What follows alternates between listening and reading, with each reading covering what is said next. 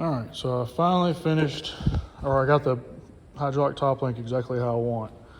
I've tried just about every different combination, and I think this is the best. So when it came to me, or when you get the top link, I think all of them come this way. So here's the welded end. That's supposed to go on the tractor. The other end where the rod goes in and out, that goes on the implement. Well, this check valve is always on this side. So the first thing you do is take these two bolts out, flip the whole thing around, put it back on so the check valve's further away from the tractor over here. At first I had it up here, had it on top. Well, it's fine because it clears right here after you take all the little stock, little S hook and everything off. It clears, but it's about right here. Anytime you back into a hill or you're going off a trailer or whatever to where the implement, if it ever hits the ground on these 3-point hitches, there's nothing to keep it from going further up. It just has a way to stop it from going further down when you pick it up, but there's nothing to stop it from going further up. So what happened is, you can see how that's kind of bent.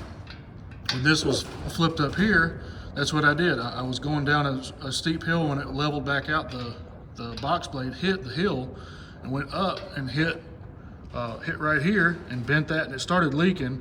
I was able to just loosen everything and reposition it and tighten it back up and get it to stop leaking.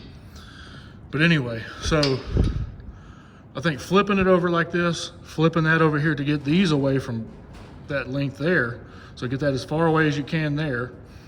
So flip that around and then flip this upside down. And what I also did is this hose kit came with this top link, but it was a little too short. It was fine as long as the check valve was up here.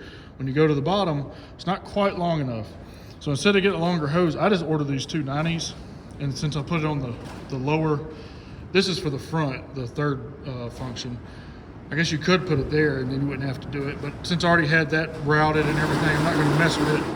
It's really windy. I'm not gonna mess with that. So since I got it here, I just got these elbows so I can point them down.